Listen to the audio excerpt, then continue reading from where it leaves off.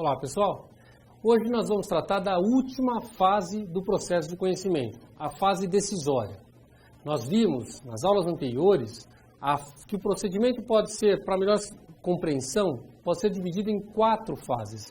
A fase postulatória, a fase ordinatória, a fase instrutória e a fase decisória.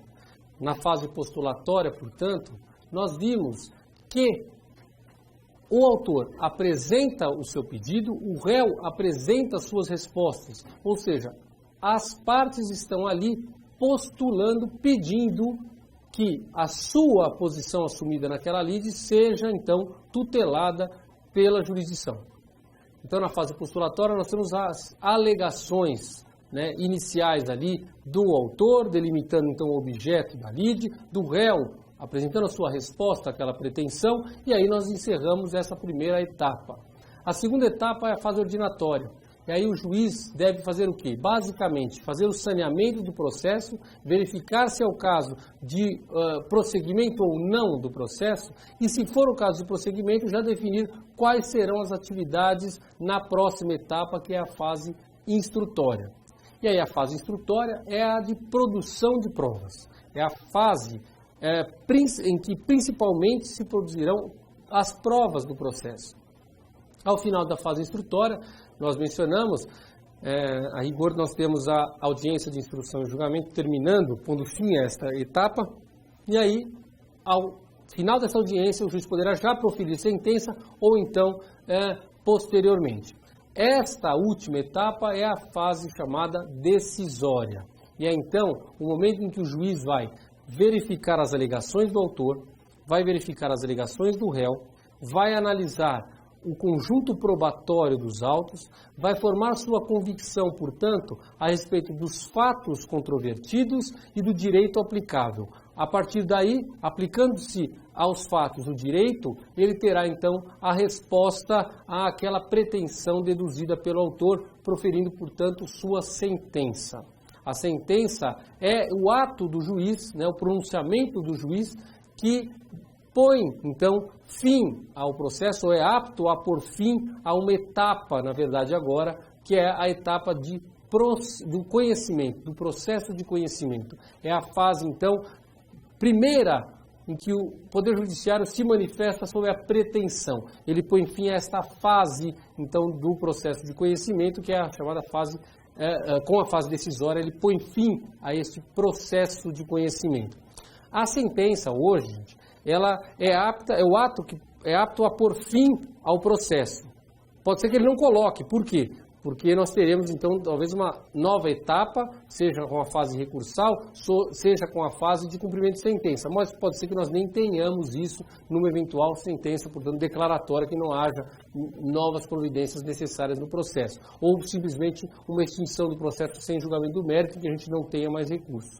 Mas a sentença ela tem este condão, ela tem a possibilidade de pôr fim ao processo. Portanto, podemos descrever também sentença como um pronunciamento do juiz, que é central nessa fase decisória, e é o pronunciamento apto a pôr fim ao processo ou simplesmente uma fase dele. Pois bem, a sentença ela tem 2 espécies. Nós podemos falar, então, que a sentença, utilizando como critério de classificação aqui, a resolução ou não do mérito, ou seja, a apreciação ou não do pedido formulado pelo autor. Sob esse ponto de vista, as sentenças podem ser divididas em sentenças com resolução de mérito e sentenças sem resolução de mérito. Muito importante essa distinção. Este ato do juiz, então, que é apto a pôr fim ao processo, ele pode ser com julgamento do mérito ou sem julgamento do mérito. O artigo 485 do novo Código vai trazer as hipóteses em que a sentença não julgará o mérito. São hipóteses, então, da sentença sem resolução de mérito. Quando que a sentença não resolverá o mérito? O juiz, então, proferirá a sentença sem resolver o mérito quando, primeiro, ele indeferir a petição inicial.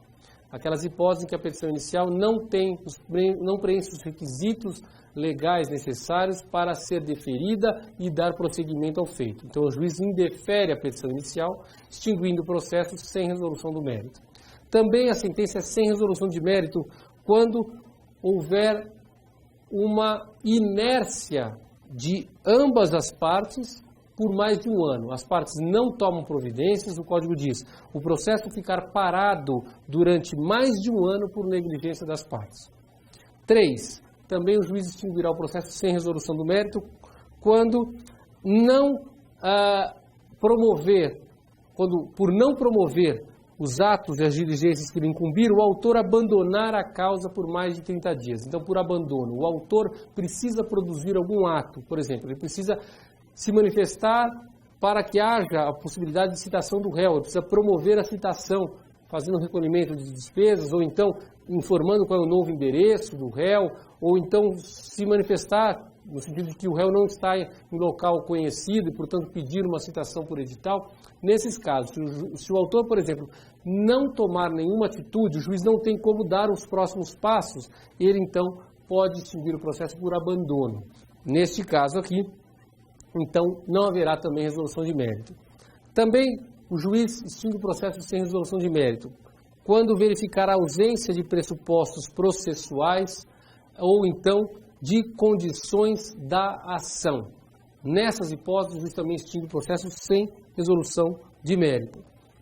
Também a sentença é de extinção sem mérito quando o juiz simplesmente homologar a desistência da ação ou então no caso de morte da parte e a ação for daquela do tipo intransmissível, né? Uma ação, por exemplo, de divórcio, é ação personalíssima, falecendo um dos cônjuges, a extinção do processo sem resolução do mérito. Vejam que nas hipóteses de abandono que nós falamos ali, ou então de inércia das partes por mais de um ano, o Código diz expressamente que o juiz deverá intimar pessoalmente as partes para suprir essa falta no prazo de 5 dias. E aí sim, se depois dessa intimação pessoal nada fizerem, aí o processo deverá ser extinto, tá certo? Bom, ainda sobre a desistência, sobre a extinção do processo por desistência agora, é importante a gente relembrar que a desistência só poderá acontecer até a sentença, né? Não se pode desistir da ação depois de proferida a sentença, isso está expresso no parágrafo 5º do artigo 485, e o autor só pode desistir da ação com a anuência do réu a partir da contestação oferecida. Ou seja, uma vez o réu tendo apresentado a contestação, o autor só conseguirá a extinção do processo por desistência se o réu concordar, tá certo? Bom, se o processo for extinto sem julgamento do mérito, se o processo for extinto aqui e a sentença for então sem julgamento do mérito, diz o Código, se houver a apelação, o juiz aqui poderá excepcionalmente se retratar no prazo de 5 dias, uma característica importante aqui desta apelação, tá certo? Bom, se houver esta sentença sem resolução do mérito, qual é a consequência importante para a gente destacar?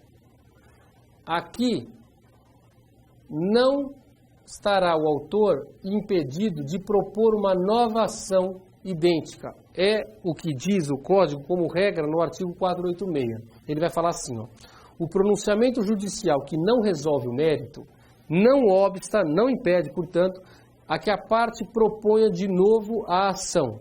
A que a parte proponha de novo a ação.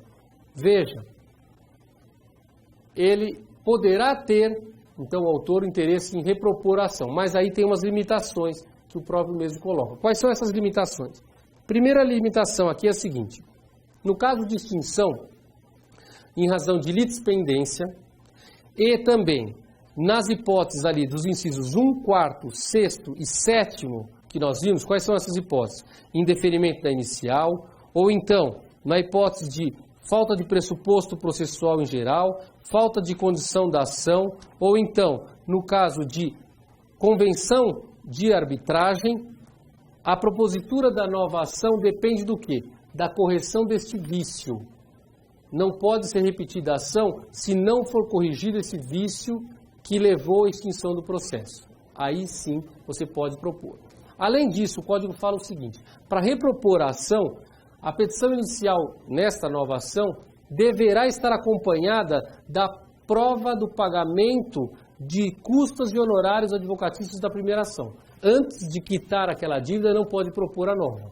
Isso é um requisito especial previsto para essa hipótese aqui de extinção sem mérito. Então, pode repropor? Se puder, ainda assim, para que haja a nova ação, deve ser recolhido todo esse montante, custas e honorários advocatícios da primeira ação. E uma última restrição, que é a seguinte: se houver a extinção do processo por abandono por 3 vezes do autor, aquela extinção por abandono do autor, haverá aqui a chamada perempção, e aí não pode mais haver a nova ação. Isso só pode ser alegado eventualmente numa eventual defesa no futuro, mas o autor perde o direito de ação. Tá certo? Isso então é o que tínhamos que ver a respeito da sentença sem resolução de mérito. Agora, nós temos o outro tipo, que é a sentença que todos esperam, que é a sentença que resolve o mérito. É o comum de se acontecer, a extinção do processo com uma resposta de mérito. Diz o Código: haverá resolução de mérito nas seguintes hipóteses. Primeiro, quando o juiz acolher ou rejeitar o pedido formulado na ação ou na reconvenção. Sempre que o juiz julgar o pedido da ação ou da reconvenção, nós temos sentença com resolução do mérito. 2. Também haverá resolução de mérito quando o juiz decidir de ofício ou requerimento sobre a ocorrência de prescrição ou decadência. Então, se o juiz não julgar quem tem razão, mas reconhecer prescrição ou decadência, isso é equiparado ao julgamento do mérito, apesar de ele não ter efetivamente julgado o pedido. Mas o Código diz: haverá, nesse caso, resolução do mérito. Também é sentença de mérito quando o juiz homologar o reconhecimento da procedência do pedido, né? Se houver o reconhecimento da procedência do pedido, o juiz só homologa, considera-se resolução de mérito. Também quando homologar uma transação, também é resolução de mérito. Também quando o juiz homologar a renúncia ao direito sobre o qual se funda a ação ou a reconvenção.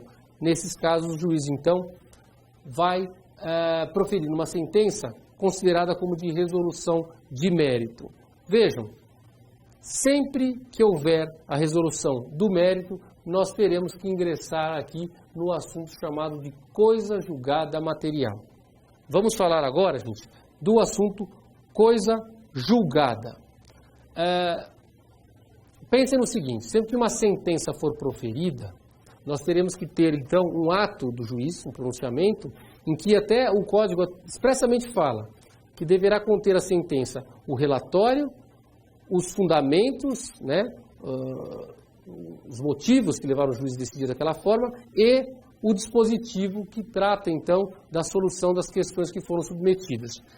Veja o seguinte: sempre a sentença tem que conter isso. Se ela contiver um julgamento de mérito, quer dizer que no pedido, no dispositivo, melhor falando, no dispositivo haverá então a definição se o pedido procede ou improcede. E nesses casos, nós temos então que falar da chamada coisa julgada. O que é a coisa julgada, gente? A coisa julgada é a qualidade de imutabilidade de uma sentença. E aí, esse tema é tratado nos artigos 502 a 505. 502 a 505. Essa imutabilidade, a doutrina divide em 2 tipos. É uma imutabilidade dentro do próprio processo, ou seja, não poderá dentro daquele mesmo processo ser proferida uma nova sentença, ser alterado aquilo que está decidido. Esta imutabilidade é chamada de coisa julgada formal, feita dentro daquela forma, daquele processo. Dentro daquele processo não poderá haver uma nova decisão, uma alteração daquilo. Então, uma sentença que tenha transitado em julgado, ou seja, uma sentença contra a qual não caiba mais recurso, seja porque perdeu o prazo, seja porque a parte expressamente não demonstrou que não quer recorrer, ou então se foram esgotados todos os recursos cabíveis. Sempre que houver isso, aquela sentença transitada em julgado não poderá ser modificada por nada ali dentro daquele mesmo processo.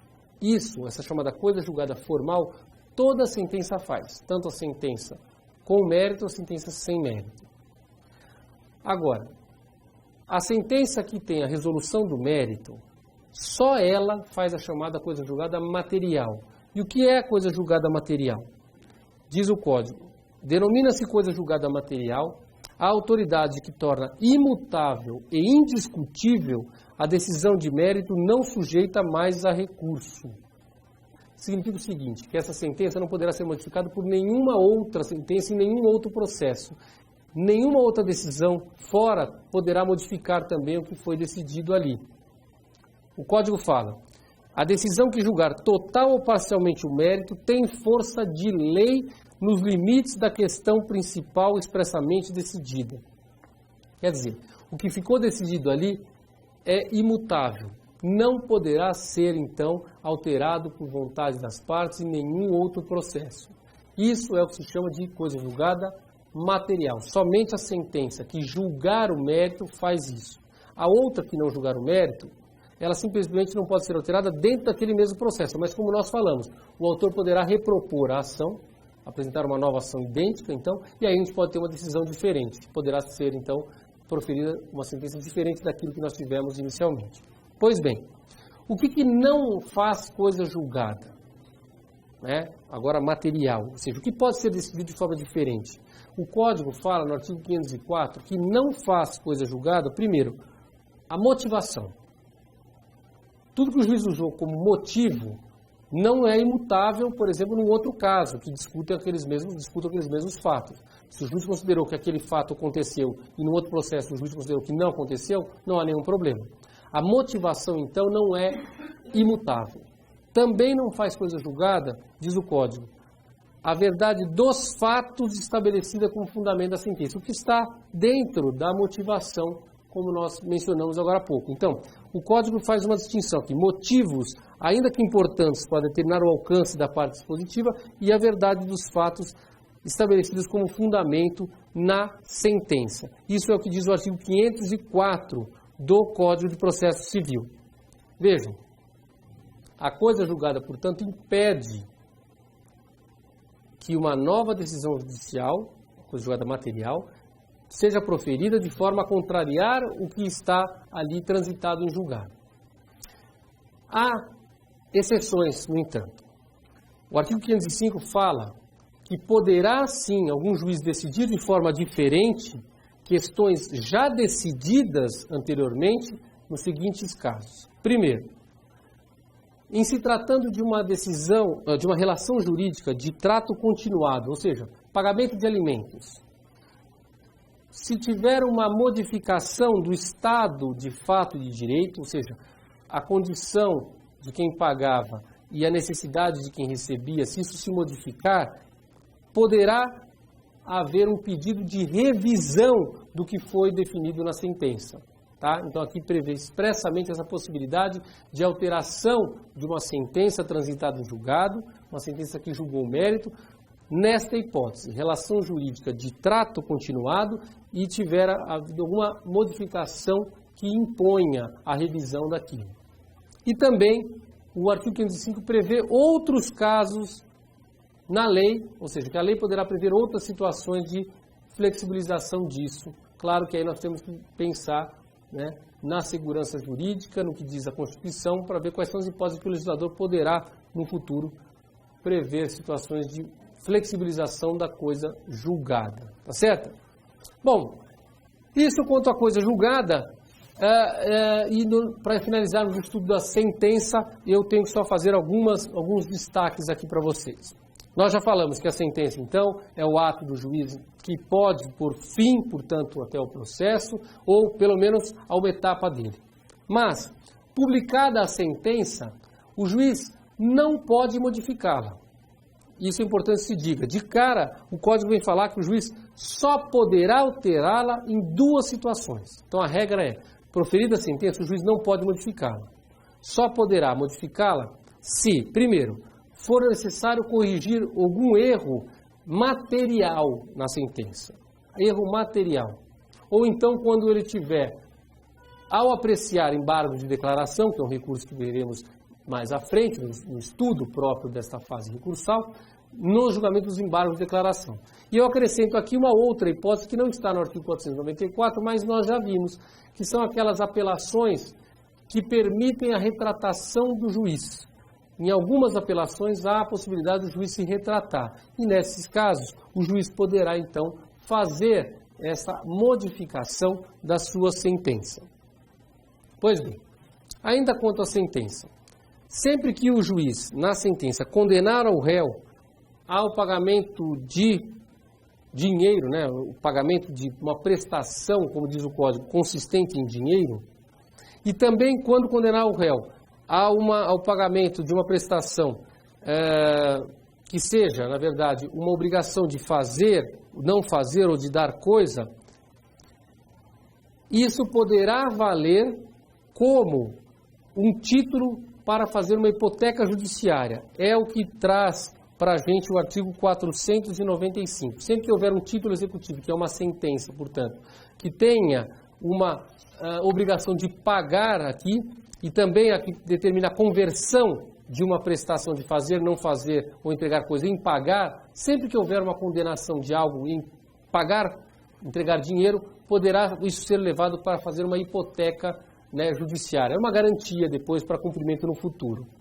Além disso, a sentença que tiver como objeto uma prestação de fazer ou de não fazer, diz o Código, se o juiz julgar procedente o pedido, qual é a preferência aqui, segundo o Código? É conceder, diz, a própria prestação específica, ou seja, o juiz deve tomar todas as providências necessárias para que se alcance a obtenção específica daquele objeto, daquela tutela dada.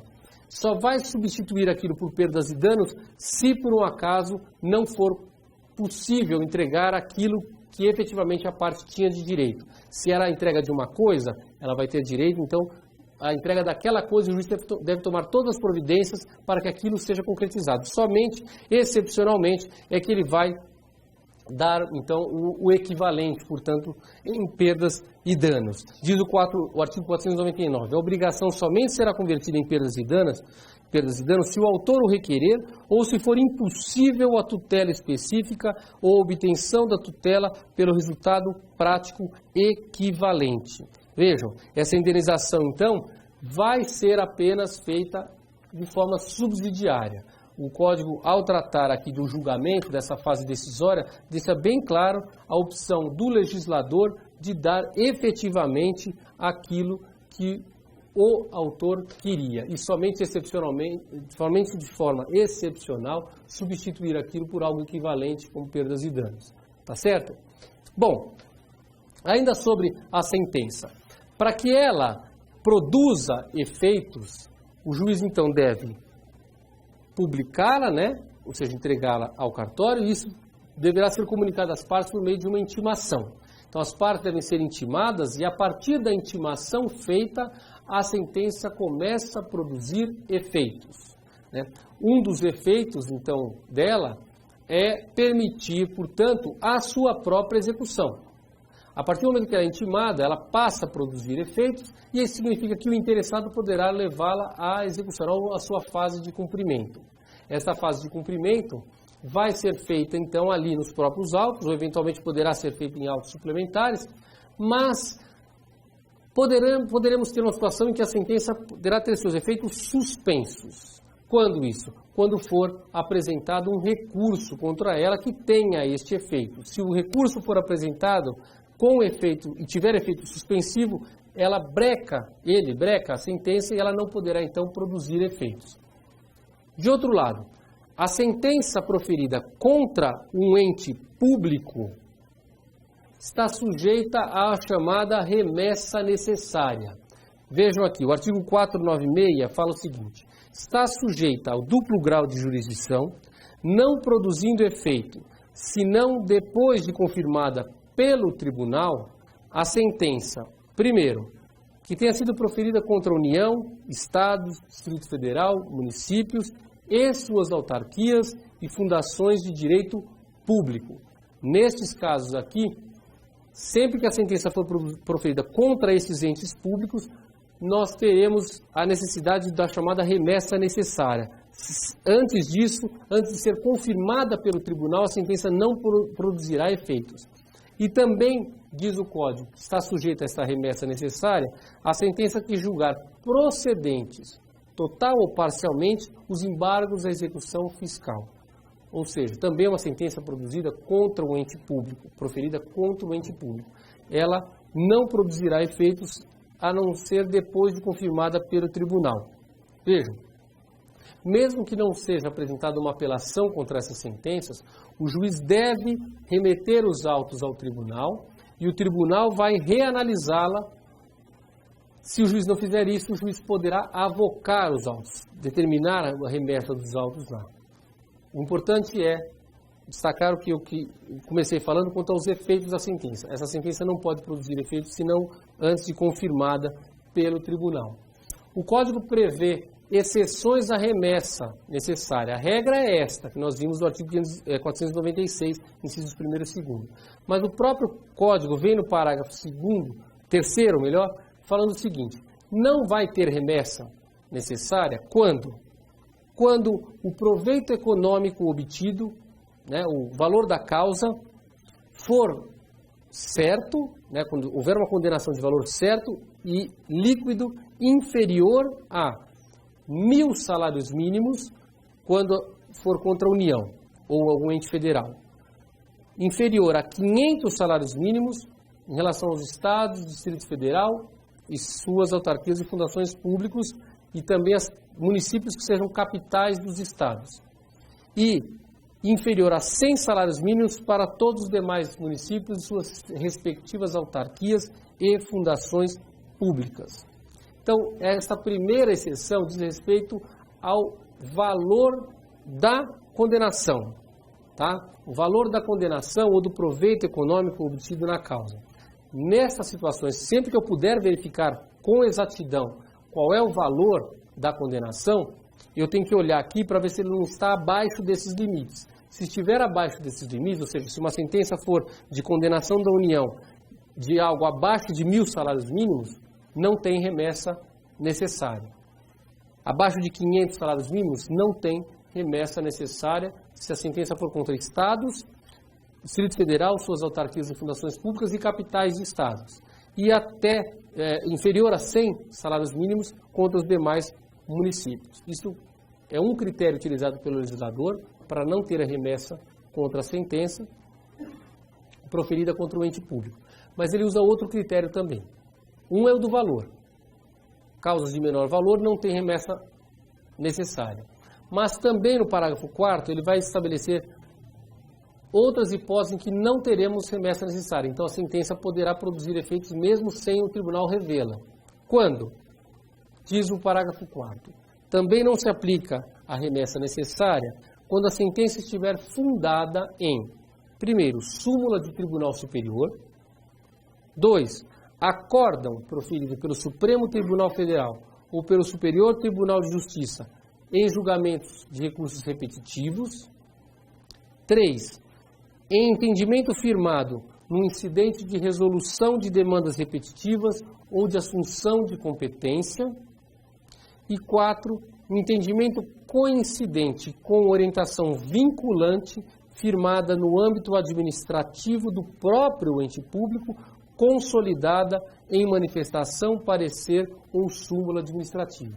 Então vejam, pessoal, aqui nós estamos diante de situações em que o legislador falou o seguinte: seja porque a jurisprudência já está firme naquele sentido que o juiz julgou, seja porque a própria administração pública, por meio dos seus órgãos, já entendeu que o entendimento a respeito daquela lide é exatamente aquele que o juiz teve na sua sentença, não tem por que exigir que o tribunal reveja aquilo. Mas prestem atenção.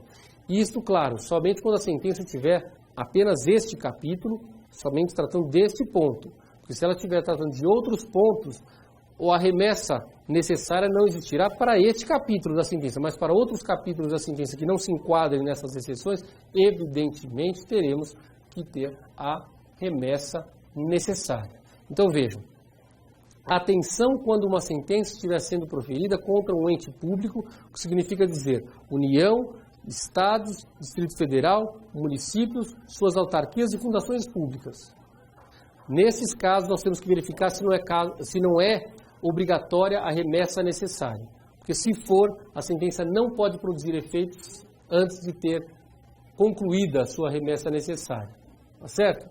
Então vejam, aqui é um ponto importante e nós devemos só lembrar, não se aplica isso a empresas públicas, por exemplo, Caixa Econômica Federal, Correios, não se aplica isso, porque não é pessoa jurídica de direito público, não é considerado, portanto, fazenda pública. E nem também sociedades de economia mista, como, por exemplo, o Banco do Brasil, Petrobras, esses também não são pessoas jurídicas de direito público, não se fala em remessa necessária aqui, somente para entes públicos. Então temos a União, Estados, Distrito Federal, municípios, autarquias e fundações públicas e só. Somente eles têm que ter a remessa necessária quanto aos efeitos da sentença, certo? Bom, para finalizar, transitada em julgado uma sentença, tá? Não havendo mais nenhum recurso, ela transitou em julgado, o Código diz que você tem que considerar como deduzidas e repelidas todas as alegações e as defesas que a parte poderia ter apresentado, tanto para acolhimento quanto para a rejeição do pedido. Quer dizer o seguinte, eu esqueci de falar que tinha apresentar um outro fundamento em favor do meu pedido que foi julgado improcedente, eu autor. Não. Diz o artigo 508. Tenho que considerar que tudo que poderia ter sido deduzido quanto a alegações e defesas a favor de autor e réu foram deduzidas para que haja pacificação ali e a sentença então ponha efetivamente uma pá de cal naquela lide. Tá certo? Então a sentença é esse pronunciamento judicial que tem como objetivo encerrar, fazer com que haja uma resposta, principalmente de mérito, à pretensão deduzida. E ela poderá ser excepcionalmente sem resolução de mérito naquelas hipóteses que nós vimos. Em linhas gerais, com isso nós concluímos a fase de decisão, a fase decisória e, portanto, concluindo o procedimento comum previsto no novo Código de Processo Civil. Ficamos por aqui hoje, um abraço a todos e até um próximo encontro.